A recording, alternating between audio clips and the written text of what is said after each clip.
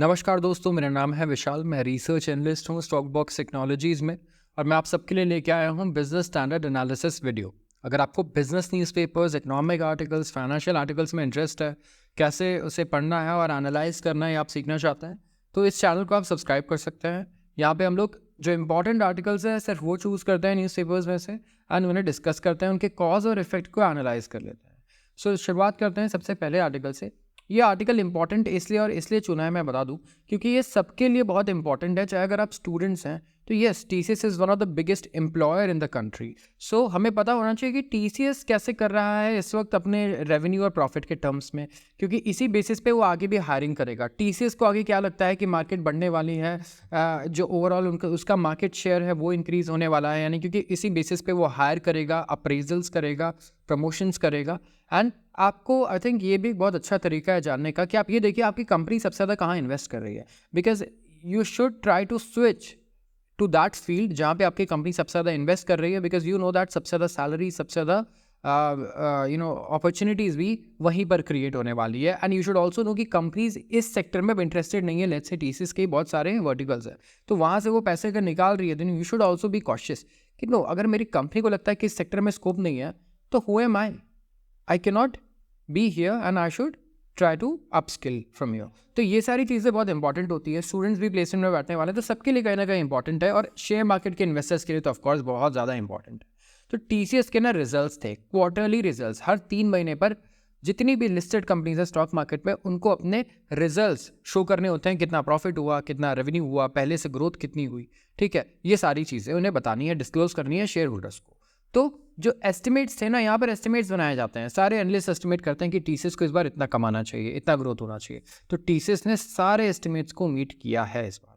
लेकिन macro challenges है। Macro challenges देखिए, एक होता है माइक्रो, एक होता है मैक्रो, ठीक है। माइक्रो इकोनॉमिक्स, मैक्रो इकोनॉमिक्स, हम सारी चीज़ें पढ़ते हैं। तो जैसे टीसीएस के लेट्स से कंपनी में कुछ प्रॉब्लम है, लेट्स से, ठीक है, उसके खुद के कुछ प्रॉब्लम्स है, लेट्स से एफिशिएंसी कम है, ये सारे प्रॉब्लम्स हैं। लेट्स से मैनेजमेंट अच्छा, बहुत ज़्यादा कह सकते हैं कि मैनेजमेंट इतना अच्छा नहीं कर पा रहा है, let's say, right. They could be various problems. जैसे विप्रो के साथ था, अभी सीईओ उन्होंने चेंज किया, फिर नया सीईओ लेके आए। इन्फोसिस के साथ एक टाइम पे प्रॉब्लम थी, उन्होंने अपने सीईओ को फायर किया, फिर दूसरा लेके आए, फिर तीसरा लेकर आए, इस तरीके से। तो ये माइक्रो चैलेंजेस होती है, उन कंपनीज के रिस्पेक्ट में ये प्रॉब्लम है। लेकिन मैक्रो हो गया ओवरऑल ग्लोबल। अगर आप प्रॉब्लम देखते हैं मार्केट इंडस्ट्री के लेवल पे, जब कोई प्रॉब्लम्स को देखते हैं तो देखते हैं मैक्रो चैलेंज। जैसे किसी इंडस्ट्री में ही ग्रोथ नहीं हो रही किसी रीजन से, लेट्स से गवर्नमेंट की पॉलिसी है वैसे, तो ये एक मैक्रो प्रॉब्लम आप बोल सकते हैं इसे। तो इंडिया का जो लार्जेस्ट आईटी सर्विसेज कंपनी है टीसीएस, टाटा कंसल्टेंसी सर्विसेज, इन्होंने मार्जिनली, मतलब थोड़े बहुत ही मार्जिन से सही, लेकिन बीट किया है ब्लूमबर्ग एस्टिमेट्स को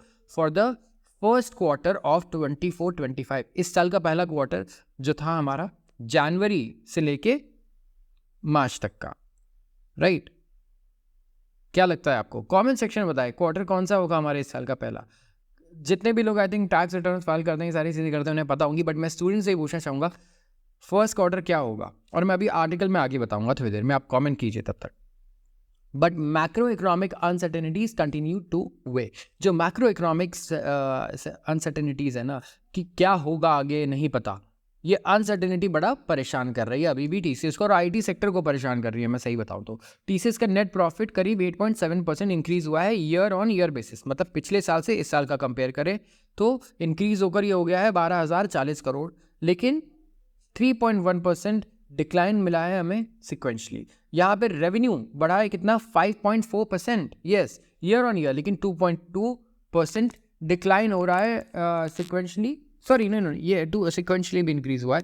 62,613 करोड़ का रेवेन्यू था, उस पर प्रॉफिट हुआ है 12,040 करोड़ का, which is of course not a bad, आप कह सकते हैं नॉट अ बैड रिजल्ट। क्योंकि आप देखिए रिजल्ट्स का काम ये नहीं होता है कि बहुत बढ़िया ही आए, हर चीज़ प्रॉफिट ही आए। कई बार लॉस में आती है कंपनीज, और वो भी बहुत अच्छा, शेयर प्राइस उनका इंक्रीज नहीं, 10% बढ़ जाती है लॉस मेकिंग कंपनीज रिजल्ट के दिन, जबकि लॉस आया है। क्यों? क्योंकि एस्टिमेट्स क्या थे? एस्टिमेट्स थे कि भाई लॉस आएगा 100 करोड़ का, लॉस आया सिर्फ कितना, 1 करोड़ का। बहुत ही बढ़िया न्यूज़ है। ऐसी कंपनीज क्या होती हैं, ये 10-20% बढ़ जाती हैं जिस दिन रिजल्ट होता है, सिर्फ उसी दिन। सो ऐसा नहीं बोल सकते हैं कि सिर्फ प्रॉफिट मेकिंग कंपनीज के रिजल्ट्स ही बहुत अच्छे होंगे, या प्रॉफिट आना ही हमेशा अच्छा होता है, ये कोई रीज़न यहाँ पे नहीं है। ठीक है, अब आते हैं आगे देखते हैं मार्जिन की बात करें तो प्रॉफिट मार्जिन तो देखिए कोई बहुत ज़्यादा इंप्रूवमेंट नहीं है, 1.5% की इंप्रूवमेंट यहाँ पे देखने को मिली है प्रॉफिट मार्जिन में भी। ठीक है, जो सीईओ है और मैनेजिंग डायरेक्टर हैं टीसीएस के, उन्होंने मेंटेन किया कि ओवरऑल जो देखेंगे ग्रोथ ट्रेंड्स और ग्रीन शूट्स पे जो भी है बात करने के लिए अभी बहुत जल्दीबाजी होगी, अभी हम कुछ कमेंट नहीं कर सकते कि आगे फ्यूचर कैसा रहने वाला है, क्या रहने वाला है। अभी इट्स टू अर्ली बता देना कि हाँ इस बार बहुत बढ़िया ग्रोथ होगी या फिर मार्केट कंडीशंस बहुत बढ़िया हो जाएंगे, क्योंकि मार्केट कंडीशंस सेम रह सकते हैं जैसे लास्ट क्वार्टर थे, मे बी इस क्वार्टर भी वैसे ही रहे। तो uncertainty, yes it was evident in total contract value sign during the quarter. TCS ने साइन किया 8.3 बिलियन टीसीवी। ठीक है, 18% यहाँ पे ईयर ऑन ईयर ये हमें दिख रहा है कि डी ग्रोथ है और 37% सिक्वेंशली। अगर आप देखें क्वार्टर 4 की बात करें, ठीक है, ऑफ FY24 टीसीएस ने साइन किया टीसीवीज वर्थ 13.2 बिलियन डॉलर्स। टीसीवी अभी हमने देखा क्या होता है, टोटल कॉन्ट्रैक्ट वैल्यू। देखिए टीसीएस एक सर्विस कंपनी है, तो सर्विस कंपनी क्या करती है, दूसरी कंपनी के साथ कॉन्ट्रैक्ट करती है। लेट्स से 1 बिलियन का कॉन्ट्रैक्ट किया कि आप मेरे बैंक को सॉफ्टवेयर दोगे और मेंटेन करोगे 10 साल तक, तो टोटल कॉन्ट्रैक्ट वैल्यू ये क्या है, 1 करोड़। तो इस तरीके से इनका कॉन्ट्रैक्ट वैल्यू होता है। और अगर आप देखें तो इसमें भी डिक्लाइन देखने को मिल रहा है। कॉन्ट्रैक्ट वैल्यू इस साल अभी तक जो हुआ है फिलहाल कुछ खास नहीं है, बट हमें आगे बढ़िया देखने को मिल सकता है। अब देखिए यहाँ पे एक मेजर प्लेयर है जिसकी हम बात कर लेते हैं, यह है यूएस मार्केट। यूएस मार्केट अभी भी सड्यूड है। नॉर्थ अमेरिका वाज डाउन 1.1% और कॉन्टिनेंटल यूरोप ग्रो किया है 0.9%, कंपनी का ये कहना है। लेकिन सारे major markets they are back to sequential growth. Sequence अगर देखें पिछले क्वार्टर से इस क्वार्टर ग्रोथ है ओवरऑल। अब मैं बात करूंगा टीसीएस के प्रॉब्लम्स की, तो मैक्रो प्रॉब्लम्स एक्चुअली यूएस से रिलेटेड है। यूएस में ये वेट कर रहे हैं इंटरेस्ट रेट कम होने का। यस, ब्याज दर जो हम डेली क्यों डिस्कस करते हैं कि ब्याज दर इंपॉर्टेंट है, इसीलिए बाबा क्योंकि इंटरेस्ट रेट यूएस में कोविड के बाद बहुत बढ़ाने पड़े महंगाई को कम करने के लिए। एंड अब जब तक ये कम नहीं आते ना, वहाँ पे आप कह सकते हो कि केपेक्स नहीं होगा। और जब केपेक्स नहीं होगा मतलब कैपिटल एक्सपेंडिचर, कंपनीज पैसा निवेश नहीं कर रही है। निवेश कहाँ से करेंगी, बैंक से लेके। बैंक बोल रहा है 7% दो, बैंक 5 साल पहले 2% पे देता था। ठीक है, बैंक 5 साल पहले 2% चार्ज करता था, 5%, 6%, 7% कर रहा है। तो कंपनीज वेट करिए कि ये इंटरेस्ट नीचे आए। इंटरेस्ट कौन नीचे करेगा, वहाँ का सेंट्रल बैंक जिसको हम बोलते हैं फेड। तो ये रीजंस हमेशा परेशान करते रहते हैं हमारी आईटी कंपनी को आजकल। ठीक है, और यही रीज़न है कि हम बहुत ज़्यादा आईटी सेक्टर में ग्रोथ नहीं देख रहे हैं। बैंकिंग जबकि कहाँ से कहाँ पहुँच जा रहा है, ओवरऑल स्टॉक मार्केट में भी, इन्वेस्टमेंट में भी। Too early to talk, rate cut won't give guidance. अब बात करते हैं इंडिया के सेंट्रल बैंक की, क्योंकि ऑफकोर्स हमें तो उनसे भी बहुत फ़र्क पड़ना है ना। तो इन्फ्लेशन रेट हमारा होवर कर रहा है कितना, अराउंड 5%। तो बहुत ही प्रीमेच्योर होगा कोई डिस्कशन करना रेट कट्स पर। आरबीआई गवर्नर का कहना है, शक्तिकांता दास जी का, थर्सडे को इन्होंने कहा कि ये प्रेफर नहीं करेंगे इस वक्त कोई भी गाइडेंस देना जिसकी वजह से मार्केट प्लेयर्स मिसलीड हो जाए या स्टेक होल्डर्स या दूसरे लोग। ठीक है, लास्ट इन्फ्लेशन प्रिंट था 4.57% मई में, एंड जून इन्फ्लेशन एक्सपेक्टेड है कि वो फ्राइडे को आएगा। एंड ये भी एक्सपेक्टेड है सर्वे के अकॉर्डिंग जो अलग अलग वायर सर्विसेज ने किया है कि क्लोज टू 5% रहेगा। ठीक है, तो जब हम 5% पे है और हमारा टारगेट 4% है, तो बहुत ही प्री मेच्योर होगा इसके इंटरेस्ट रेट कट के बारे में कुछ भी बोलना। तो देखिए इंडिया में भी वही स्थिति है। हम लोग पूछ रहे हैं सर प्लीज़ बताओ इंटरेस्ट रेट कब कट होगा, हमारी कंपनीज के खर्चे कब कम होंगे इंटरेस्ट रेट के, हमारे खर्चे जो लोन है उसके कब कम होंगे। तो देखिए चेयरमैन ने साफ साफ कह दिया, हमारे गवर्नर ने, कि भाई इस पे कमेंट नहीं कर सकता हूँ, टारगेट 4% का है, महंगाई दर को 4% पे लाना है। और अभी कितना चल रहा है, उन्होंने कहा 5% चल रहा है। तो बोला कि आपने खुद ही जवाब दे दिया, अभी क्या बोलूँ मैं, 1% बहुत बड़ा मार्जिन है। और यस, इंडिया में इन्फ्लेशन वैसे भी देखिए बहुत बड़ी प्रॉब्लम है। अगर आप देखेंगे ओवरऑल तो हमारे कभी आप फूड इन्फ्लेशन देखें, कभी कुछ, हर चीज़ कहीं पे हमें एक्सट्रीमिटीज़ देखने को मिल जाती है। तो यहाँ पे मॉनसून एक पॉजिटिव एक्सपेक्टेशन लेके आया था। देखिए सबको लग रहा था यार मॉनसून अगर बढ़िया हो जाए, लेट्स से इंडिया में अच्छी बारिश हो जाए, तो इंडिया के किसान ज़्यादातर तो मॉनसून पे डिपेंड करते हैं, तो क्या होगा, इस बार फसल बढ़िया होगी और चीज़ें सस्ती हो जाएंगी, तो उससे आरबीआई को भी मदद मिलेगी कि ओवरऑल वो जल्दी रेट कट कर पाए, क्योंकि इन्फ्लेशन 4% पे आ जाएगा। मॉनसून अच्छा होने से देखिए कितने बेनिफिट्स है, राइट। लेकिन क्या हुआ, एक इडियोसिंक्रेटिक डेवलपमेंट हुआ। ठीक है, जैसे कि मॉनसून फ्लडिंग हो गया या फिर वेदर रिलेटेड इवेंट। ठीक है, जिसकी वजह से क्या होगा, अपसेट हो जाएंगी चीज़ें। जो आपका एक्सपेक्टेशन थी, जो पॉजिटिव एक्सपेक्टेशन अभी हम बिल्ड कर रहे थे यहाँ पे, सारा पानी में बह जाएगा मॉनसून के। तो यहाँ पे वेजिटेबल प्राइसेस ऊपर जा सकते हैं, हम लोग स्टिल 5% के पास है। तो हमें देखना होगा कि हमें 4% जो टारगेट है वो हम फास्टली अचीव कर पाए। इसकी वजह से मॉनेटरी पॉलिसी को हमें टाइट रखना होगा। मॉनेटरी पॉलिसी देखिए, टाइट रखने का मतलब क्या है मैं बता दूं। मॉनेटरी पॉलिसी अगर टाइट रखना है आपको, तो उसमें आप क्या करते हो कि आप ब्याज दर को, इंटरेस्ट को ऊपर रखते हो, हमेशा नीचे नहीं रखते। टाइट रखने का मतलब इंटरेस्ट को बढ़ा के रखो। जितने भी लोन्स हैं, होम लोन, जो भी लोन है, सारे लोन के इंटरेस्ट ऊपर होने चाहिए ताकि लोग ज़्यादा पैसा खर्च ना करें। ठीक है, तो बजट टाइट रहे लोगों का, ताकि ज़्यादा डिमांड भी ना बढ़े, ज़्यादा इन्फ्लेशन भी इकोनॉमी में ना। तो इसीलिए उन्होंने कहा कि अभी कमेंट करना सही नहीं होगा। मैं कुछ आप कह सकते हैं कि फालतू के एक्सपेक्टेशंस बिल्ड कर दूंगा मार्केट में, जिसकी वजह से हो सकता है कि मार्केट में वॉलेटिलिटी आ जाए, स्टॉक मार्केट पता नहीं क्या रिएक्ट कर दे एक स्टेटमेंट पे। तो इसीलिए अभी ये वेट एंड वॉच की सिचुएशन है। आते हैं दूसरे आर्टिकल पे, forex earnings from tourism at 1 year low. Yes, foreign exchange earnings. देखिए इंडिया फॉरेन एक्सचेंज कैसे कमाता है, मतलब डॉलर्स कैसे कमाता है। ओवरऑल मैं बोलूँ, देखिए हमें डॉलर्स की नीड्स होती है सबसे ज़्यादा। एक तो हमारे जो इंडियन लोग हैं, NRIs, जो बाहर काम कर रहे हैं यूएस में, यूरोप में, हर जगह, वो अपने घर पे पैसा भेजते हैं। तो सबसे बड़ा सोर्स क्या है, उससे हम बोलते हैं रेमिटेंस। ठीक है, रेमिटेंस हो गया। और एक सोर्स टूरिज्म भी बहुत अच्छा सोर्स है, राइट, कि हम टूरिज्म से पैसा कमाएं, फॉरेनर्स यहाँ आएंगे, वो डॉलर की जगह पे रुपी लेंगे, रुपी की वैल्यू भी बढ़ेगी, रुपया भी मजबूत होगा उससे। लेकिन अब देखिए ना, आपकी फॉरेन एक्सचेंज अर्निंग्स टूरिज्म से इंडिया में एक्चुअली बहुत ही कम ग्रो कर रही है। अब लेस देन 2% की ग्रोथ है। अगर मई के महीने की बात करूँ तो $2.13 बिलियन, ठीक है, 1.7% इंक्रीज हुआ था पिछले साल के मई से। यस, हम मई टू मई कंपैरिजन करेंगे कि पिछले साल मई में कितने लोग आए, इस साल मई में कितने लोग आए। ठीक है, गवर्नमेंट का फिगर बता रहा है, रिलीज विद अ लैग। जो ग्रोथ है ना हमारी मार्च में, ये है 33%। ठीक है, and foreign exchange earnings tourism से इस वक्त 12 महीने के सबसे लोएस्ट पॉइंट पे है। यस, मई में सबसे लोएस्ट पॉइंट पर है। अर्निंग्स जो है कभी करीब $3 बिलियन रही दिसंबर में, जनवरी में एंड फरवरी में दिस ईयर। और 4 साल की अगर मैं बात करूं, ठीक है, तो हाईएस्ट अर्निंग्स जो सबसे ज़्यादा कमाई हुई है टूरिज्म से, वो कब हुई है, दिसंबर 2019 में, जहां $3.2 बिलियन हमने अर्न किया था। और ये आ गया था गिर के $0.01 बिलियन अप्रैल 2020 में, ड्यूरिंग कोविड-19 पैंडेमिक, जो लोएस्ट था। ठीक है, तो पैंडेमिक की वजह से फॉरेन टूरिस्ट काफ़ी इंपैक्ट हुए, मतलब 3,000 से भी कम अराइवल्स थे अप्रैल 2020 में, और अर्निंग्स काफ़ी कम भी हो गई है। वी नो कि होटल्स और टूरिज्म इंडस्ट्री के लिए बहुत ही टफ टाइम था। ठीक है, पैंडेमिक सबसे टफ टाइम में से एक था। तो आप देखिए कि हमने अभी तक प्री पैंडेमिक हाई जो है टच नहीं किया है दिसंबर 2019 का, जहाँ पे 1.23 मिलियन टूरिस्ट आए थे। लेकिन कहीं ना कहीं नोटिसेबल इंप्रूवमेंट तो है। अभी उस लेवल पे तो नहीं पहुँचे हैं, फिर भी नोटिसेबल इंप्रूवमेंट देखने को मिला। एंड नंबर ऑफ अराइवल्स ये 1.07 मिलियन पहुंच चुका है दिसंबर 2023 में, जो हाईएस्ट है since 2020। Yes, pre pandemic level पे पहुंचने के पास ही है, क्योंकि 1.23 मिलियन आए थे और अब 1.07 मिलियन है। तो मीनवाइल इंडियंस जो ट्रैवल कर रहे हैं ना अब्रॉड, वो मल्टी ईयर हाई पे है। यस, इंडियंस ने क्या किया, अब्रॉड ट्रैवल करना शुरू कर दिया कोविड के बाद से।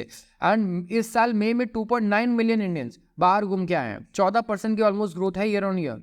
Bangladesh largest source of foreign tourist रहा है, accounting for 20.3% of all arrivals, followed by US, UK, Canada, Australia, according to report. तो सबसे ज़्यादा इंडियंस कहाँ गए, बांग्लादेश, उसके बाद कहाँ, US, UK, कनाडा और फिर ऑस्ट्रेलिया। अब डिस्कस करते हैं एक छोटा सा बजट इनसाइड आउट, ये सेक्शन है। यहाँ पे ना हर इंडस्ट्री की एक्सपेक्टेशन लिखी होती है कि बजट से उनकी क्या एक्सपेक्टेशन है। ठीक है, तो सबसे पहली एक्सपेक्टेशन देखते हैं क्या है, कॉस्ट की चैलेंजेस। टेलीकॉम सेक्टर की यहाँ बात हो रही है। इनका ना सबसे बड़ा प्रॉब्लम है कि स्पेक्ट्रम, ठीक है, एयरवेव्स ये खरीदते हैं, जिसके थ्रू हमारा नेटवर्क हमारे पास पहुँचता है। ठीक है, ये इसकी वजह से बड़ी दिक्कत हो रही है फाइनेंशियल रिसोर्सेज को, क्योंकि ये बड़ा महंगा पड़ता है। ठीक है, पूरे सेक्टर में फाइनेंशियल स्ट्रेस है, क्योंकि उधार बहुत ज़्यादा है, पूरा काम उधार पे होता है। ठीक है, और कमाई कम हो रही है। एवरेज रेवेन्यू पर यूज़र आप देखिए, जियो ने अभी रेट बढ़ाए हैं, क्योंकि बहुत ही लो है इंडिया में। वर्ल्ड के सबसे सस्ते इंटरनेट्स में से एक हम यूज़ कर रहे हैं overall. And lack of adequate infrastructure in rural areas. Yes, rural areas में सही इंफ्रास्ट्रक्चर है नहीं, बहुत ज़्यादा कनेक्टिविटी गोल्स हमारे पूरे हुए नहीं है। और काफ़ी हमें इन्वेस्टमेंट चाहिए नए प्रोटेक्ट करने के लिए नेटवर्क्स को और कंज्यूमर डेटा को भी, क्योंकि देखिए टेलीकॉम में कंज्यूमर डेटा भी आपके पास बहुत सारा है, नेटवर्क्स है, 5G आ रहा है, कुछ दिन में 6G भी आ जाएगा। फिर इतने जल्दी चीज़ों को चेंज करने के लिए पैसे की ज़रूरत है, और पैसा आपको सस्ता ही करना है, क्योंकि लोग फिर रिचार्ज नहीं कराएंगे अगर आपने बहुत महंगा कर दिया तो ये एक थोड़ा ट्रबलसम प्रॉब्लम है, जहाँ गवर्नमेंट को ना मदद करनी चाहिए इस इंडस्ट्री की। हमें भी ऐसा लगता है, इससे हमें भी फ़ायदा होगा। अगर इंटरनेट बहुत महंगे हो गए तो देखिए कोई भी खुश नहीं रहने वाला। टेलीकॉम ऑपरेटर्स भी नहीं चाहते कि बहुत ज़्यादा महंगे कर दे वो इंटरनेट वगैरह को, एंड लोग तो बिल्कुल नहीं चाहते हैं, क्योंकि इंडिया अभी ग्रो कर रहा है, इंटरनेट बेस्ड कंपनीज हमारे यहाँ इतनी बन रही है, लोग इतना कंज्यूम कर रहे हैं इंटरनेट पे डेटा और सर्विसेज को, तो OTT से लेके सबको फ़र्क पड़ेगा इस चीज़ से। अगर आज आपके इंटरनेट रिचार्ज दोगुना महंगे हो जाए, तो आप देखिए जो हॉटस्टार से लेके जितने भी OTT प्लेटफॉर्म्स हैं वो बड़े चिंता में आ जाएंगे, ठीक है।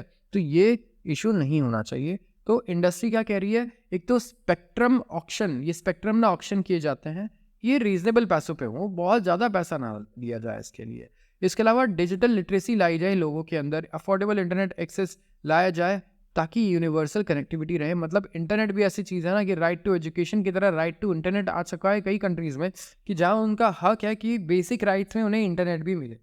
6. Rationalization of GST rates on telecom services and equipment and a review of import duties. तो GST रेट्स को थोड़ा रैशनलाइज किया जाए, मतलब लॉजिकल बनाया जाए, ठीक है। और इम्पोर्ट ड्यूटी जो लग रही है ना, इसको भी रिव्यू करे। बाहर से कुछ इक्विपमेंट्स लाने पड़ते हैं। अभी हमने पूरी रिसर्च और डेवलपमेंट इतनी नहीं कर ली है कि सारे टेलीकॉम इक्विपमेंट्स हम खुद ही बना लें, राइट। तो इसमें भी थोड़ा सा छूट देना चाहिए गवर्नमेंट को, सेक्टर ये कह रहा है। और इसके अलावा रिसर्च एंड डेवलपमेंट में जो खर्च किया जा रहा है, इसमें थोड़ा इंसेंटिव दिया जाए टेक्नोलॉजी में, ठीक है। और इंडिजिनस इक्विपमेंट डेवलपमेंट, इंडिजिनस मतलब हमारे ही देश में इंटरनली सारा डेवलपमेंट हो, इक्विपमेंट बने, इसके लिए बूस्ट किया जाए इनोवेशन को, और मदद की जाए कि इंडिया ग्लोबल लीडर बन पाए टेलीकॉम टेक्नोलॉजी में, ठीक है।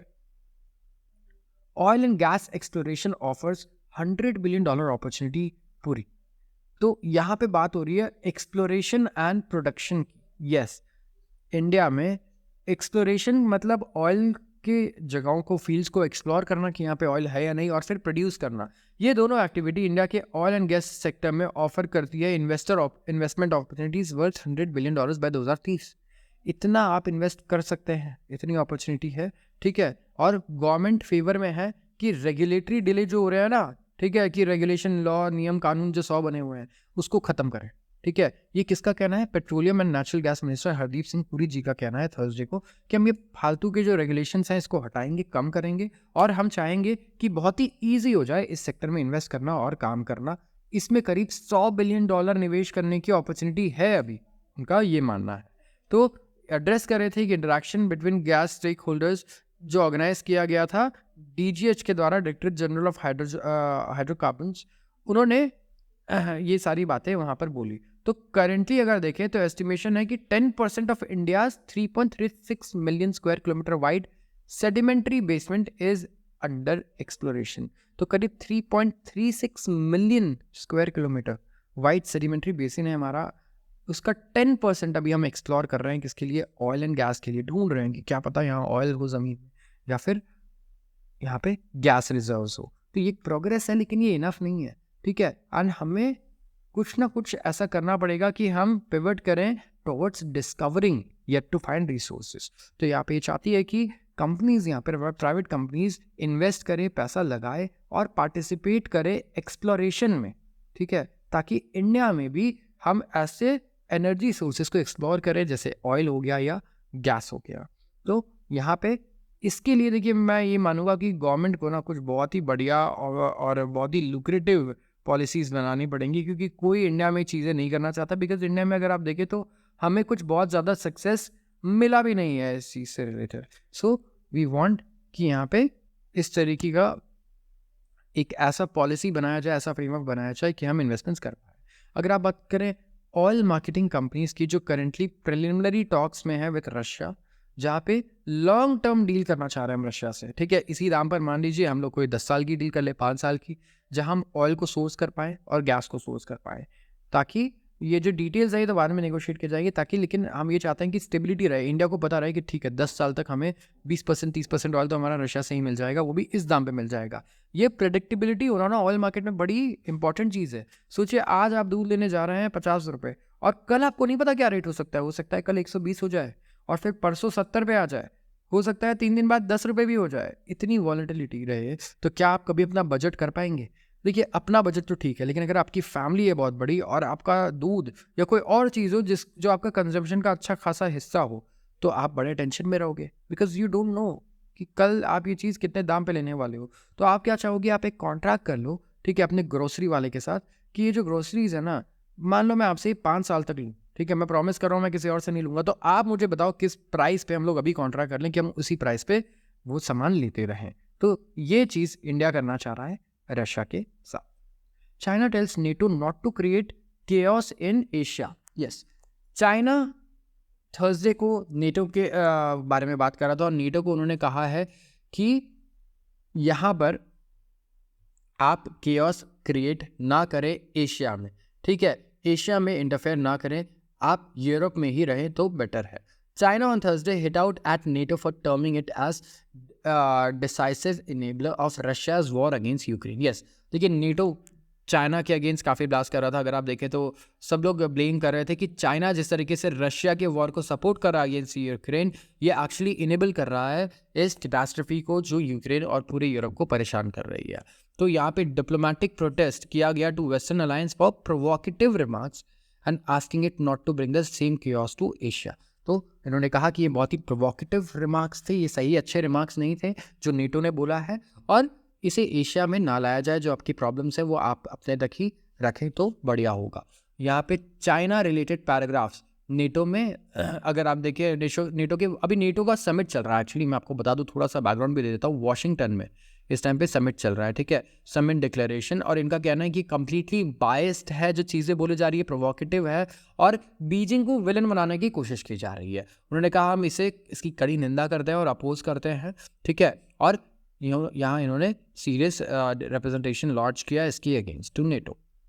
इन्होंने लैश आउट किया नेटो के एशिया पैसिफिक पुश पे भी। उन्होंने कहा कि ऑर्गेनाइजेशन ना चाइना की नेबर्स के साथ ज़्यादा ही दोस्ती कर रही है, और ये यूरोप से अब एक्सपैंड करना चाह रहे हैं कहाँ, एशिया में, जो चाइना को भी बिल्कुल पसंद नहीं आ रहा। तो ये कई लोग नेटो को भी ब्लेम करते हैं। मैं बता दूं नेटो यूरोपियन कंट्रीज़ का एक ग्रुप है, ठीक है, एंड कह सकते हैं कि ये एक मिलिट्री अग्रीमेंट है जहाँ पे ये सारी कंट्रीज़ ने एक दूसरे के साथ एग्रीमेंट किया है कि ये एकजुट मिल के जो भी अपने इनके फोर्स होंगे उनके अगेंस्ट एक्शन लेंगी। तो जैसा हम देख रहे थे कि रशिया का ये कहना है कि क्योंकि नेटो बहुत क्लोज हो गया था यूक्रेन से, इसीलिए ये सारी प्रॉब्लम्स हुई कि रशिया और यूक्रेन के बीच में भी ये इतना बड़ा कॉन्फ्लिक्ट इतने साल से चला आ रहा है, क्योंकि रशिया नहीं चाहता था कि नेटो उसके नेबर के साथ कुछ भी डील्स करे या अग्रीमेंट्स करे। सो यहाँ पे चाइना भी ऐसी बातें कर रहा है कि चाइना भी नहीं चाहता कि उसके नेबर्स के साथ नेटो कोई रिलेशनशिप बिल्ड करे।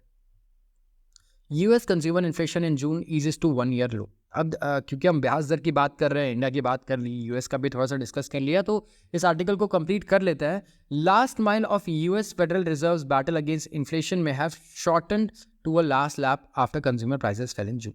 यस, तो जो लड़ाई चल रही है, लंबा युद्ध चल रहा है फेडरल रिजर्व का अगेंस्ट इन्फ्लेशन, महंगाई के अगेंस्ट, ये अब फाइनल चरणों में आ चुका है, फाइनल लैप्स में आ चुका है। यहाँ पे कंज्यूमर प्राइस इंडेक्स का डेटा जून का एक्चुअली बहुत अच्छा आया है, ठीक है। तो यहाँ पे जो लॉन्ग अवेटेड रिजल्ट्स थे कि शेल्टर कॉस्ट जो है जो बढ़ रहे हैं ये कम हो, ये फाइनली अब शेप ले रहे हैं। उसके अलावा जो बॉन्ड यील्ड्स हैं, ठीक है, इन्फ्लेशन प्रोटेक्टेड सिक्योरिटीज़, यहाँ पे भी हमें दिख रहा है कि ये अब नीचे आ रहे हैं। कंज्यूमर प्राइस इंडेक्स सीपीआई, देखिए कंज्यूमर प्राइस इंडेक्स से ये महंगाई दर नापते हैं, तो कोई बोले महंगाई दर बढ़ा है घटा है, तो कैसे पता? कंज्यूमर प्राइस इंडेक्स चेक करेंगे, कहेंगे कंज्यूमर प्राइस इंडेक्स 0.1% यहाँ पे स्लाइड हो चुका है, तो इसका मतलब ये डेटा हमारे एस्टिमेट्स के अकॉर्डिंग है। कंज्यूमर प्राइस इंडेक्स बढ़ रहा है मतलब महंगाई दर और ज़्यादा बढ़ रही है, और ज़्यादा तेज़ी से बढ़ रहा है तो और ज़्यादा तेज़ी से बढ़ रही है, और तेज़ी से घटने का मतलब महंगाई दर भी घट रही है। तो यहाँ पे ये जो डेटा आया है काफ़ी अच्छा आया है। Over the past 3 months consumer price index सिर्फ 1% एनुअल रेट से बढ़ा है। तो ऑफकोर्स ये बढ़ता तो रहेगा ही, लेकिन यूएस चाहता है कि ये 2% के रेट से बढ़े। तो 1% तो एक्चुअली बहुत अच्छा है और डेटा को और बेटर बना रहा है। तो ट्रेडर्स बहुत ही स्विफ्टली रिएक्ट कर रहे थे। ठीक है, 90% प्रोबेबिलिटी है कि सितंबर में रेट कट होगा यूएस में। Yes, after the report which is up from 70, पहले 70% प्रोबेबिलिटी थी, अब 90% है। सो बहुत ही बढ़िया यहाँ पे हमें देखने को मिल रहा है एक्सपेक्टेशन। मार्केट काफ़ी ऑप्टिमिस्टिक है, तो वी होप कि ऑप्टिमिज्म फुलफिल हो और सितंबर से रेट कट हमें देखने को मिले। यहाँ पर बाइडन ने अनवील किया है $1.7 बिलियन का EV production plan. Yes, Biden administration award कर रही है $2 बिलियन के ग्रांट्स, जहाँ ये हेल्प करेगी रिस्टार्ट और एक्सपांड इलेक्ट्रिक व्हीकल्स मैन्युफैक्चरिंग। बड़ी दिक्कत हो रही है यूएस को भी इलेक्ट्रिक व्हीकल्स में, क्योंकि अभी हमें स्लो डाउन देखने को मिल रहा है। तो हर जगह, चाहे आप यूएसए देखें, कहा जा रहा है कि सब्सिडीज़ को कम किया गया। जो ईवी लेने के लिए सब्सिडी दी जाती है वो कम हो चुकी थी। पहले बहुत ही बढ़िया सब्सिडी मिलती थी, टैक्स ब्रेक मिलते थे। तो अभी एनर्जी डिपार्टमेंट फिर से ग्रांट्स इशू कर रहा है $1.7 बिलियन के, जहाँ पे 1000 ऑफ यूनियन जॉब्स को रिटेन किया जाएगा, मतलब रखा जाएगा और सपोर्ट किया जाएगा ऑटो बेस्ड कम्युनिटीज़ को, जिन्होंने यूएस की इकोनॉमी को ड्राइव किया है। तो यहाँ पे 3 बैटल ग्राउंड स्टेट्स है जिन्होंने ग्रांट, जहाँ पे ग्रांट्स जाएगा ई फैसिलिटीज़ में, जो Ohio, Illinois and Indiana, Maryland and Virginia. तो इन सारी बिसाइड्स जो 3 बैटल ग्राउंड स्टेट्स हैं, उनके अलावा इन जगहों पर ये सारे ग्रांट्स जाएंगे और ये बहुत बड़े सप्लाई चेन को कवर करेंगे। ब्रॉड रेंज ऑफ चीज़ें जैसे electric motorcycle, school buses, hybrid power trains, heavy duty commercial truck batteries, electric SUVs. तो building a clean energy economy can be a win win for auto union workers and auto makers, ये कहना है president जो Biden का। तो आज के लिए बस इतना ही। अगर आपको वीडियो पसंद आई है तो इसे लाइक कर लीजिएगा अभी, एंड चैनल को सब्सक्राइब करना बिल्कुल मत भूलिएगा। आप सबका बहुत बहुत धन्यवाद।